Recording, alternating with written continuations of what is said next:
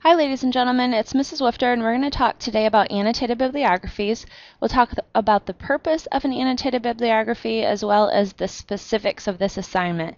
You will need three things before we get started: the small rubric, the sample annotated bibliography, and a writing utensil so you can take notes throughout the presentation. First of all, let's talk about the purpose of an annotated bibliography. It's important that you are thinking critically about information sources. There are lots of media that are coming at you on a daily basis, and you need to be able to evaluate the information in those media sources to decide what to buy into. Sometimes that will mean evaluating something to see if it's appropriate for a school project.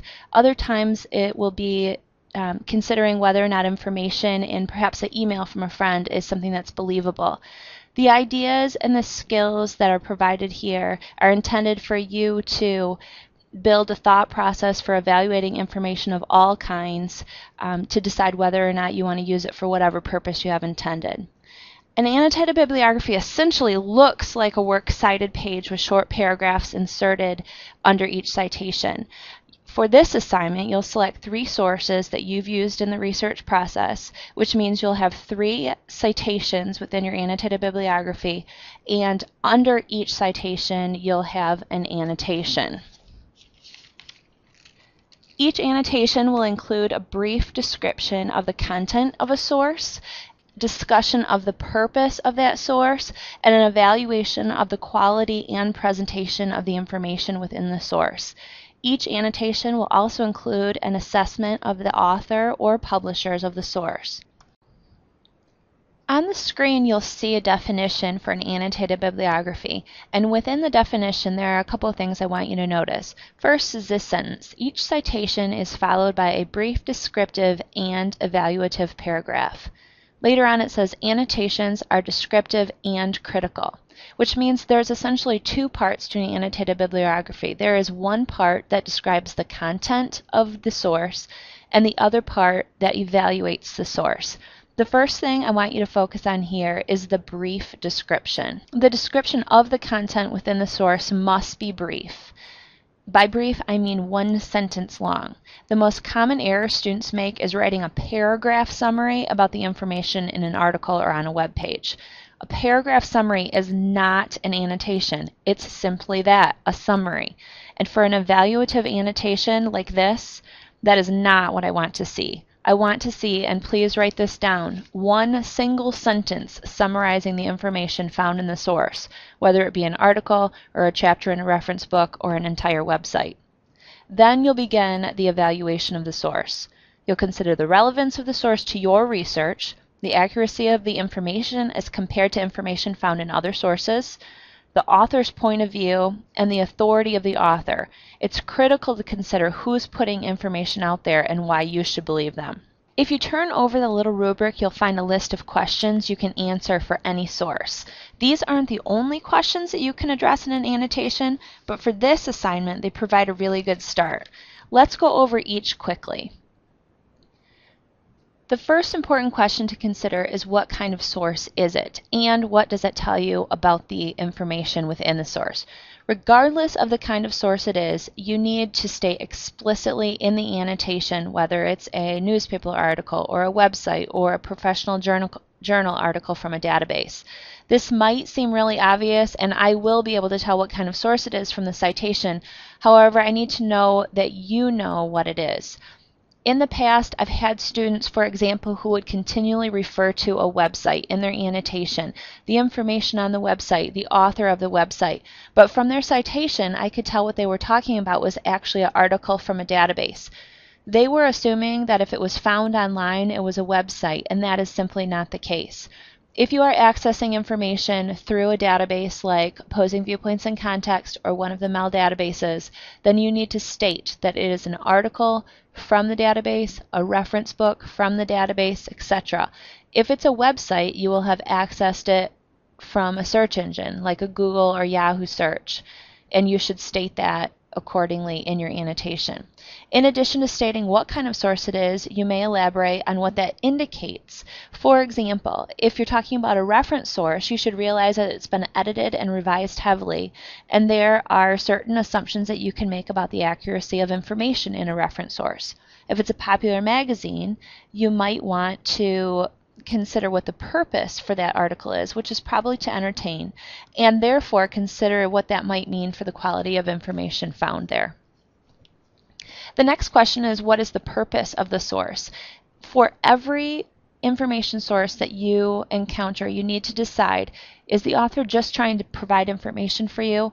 Are they looking to educate you? Do they want to convince you of something? Are they trying to sell you something?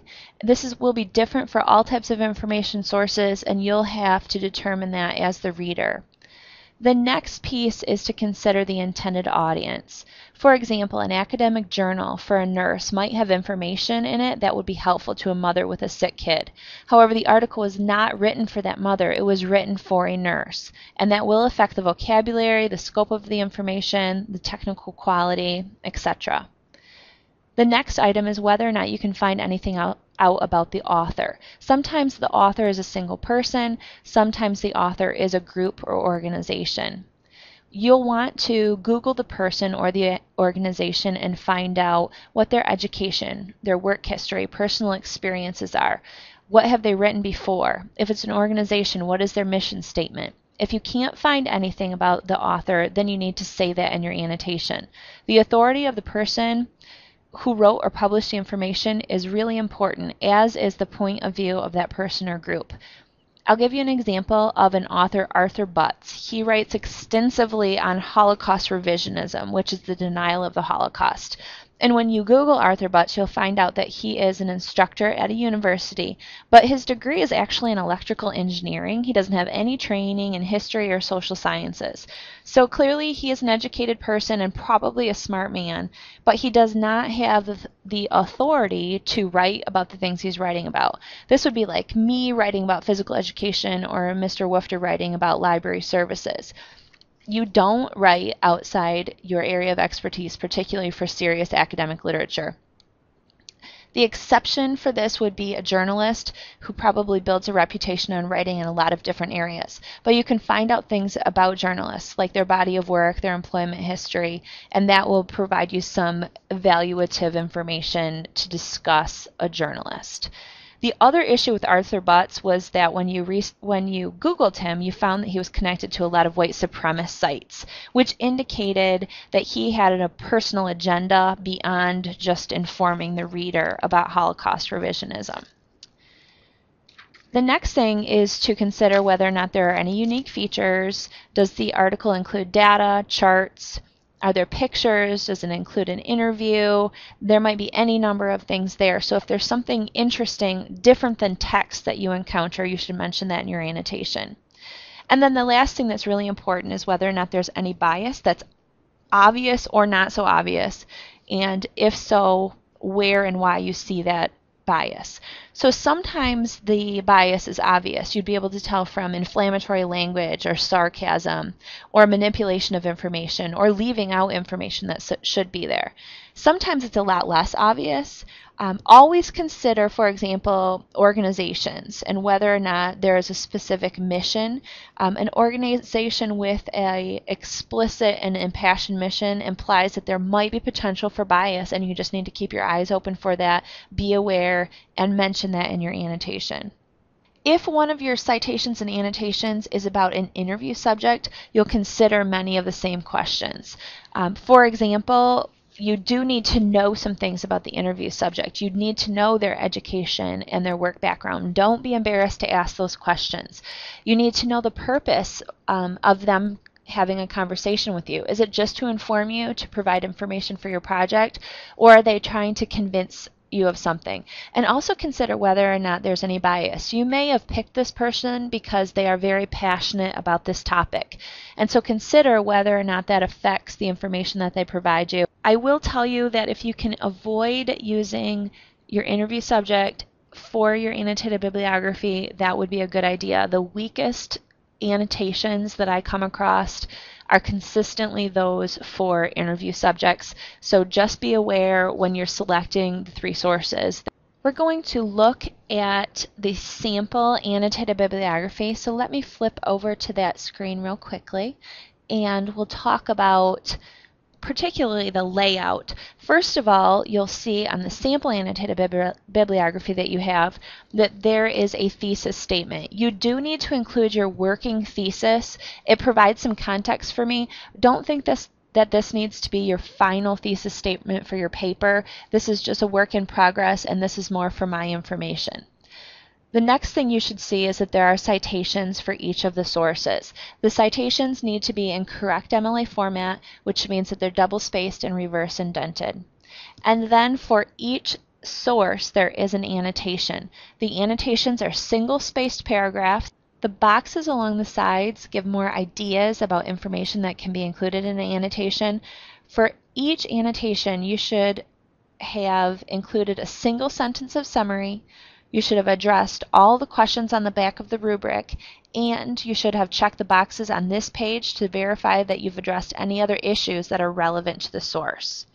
On the other side, you'll find student samples of annotations for a variety of different sources, and these are all decent annotations. They're not perfect, but they're not bad. I do want you to take some time and read them over, considering what these students did well and what you would have done differently.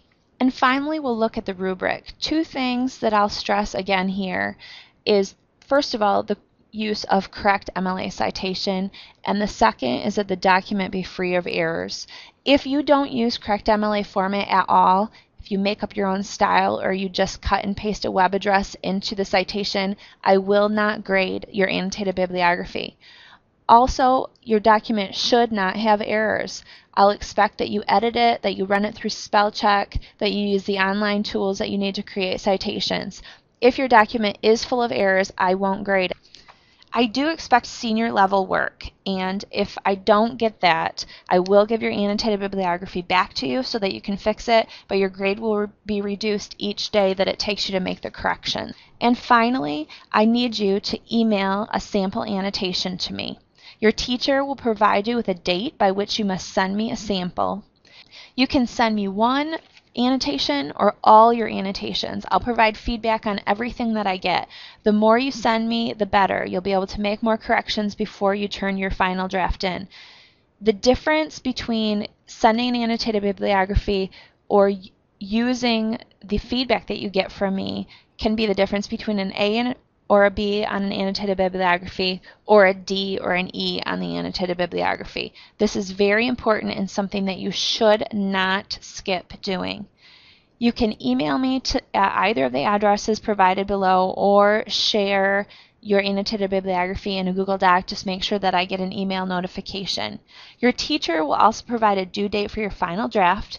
You'll need to print and staple the rubric to the top right corner. Turn the annotated bibliography into your teacher. I'll collect them, grade them, and return them to your teacher so they can be returned to you. Good luck. If you have any questions, you know where to find me in the library, or email me. I'll be happy to help, and I'll look forward to seeing all your sample annotations soon.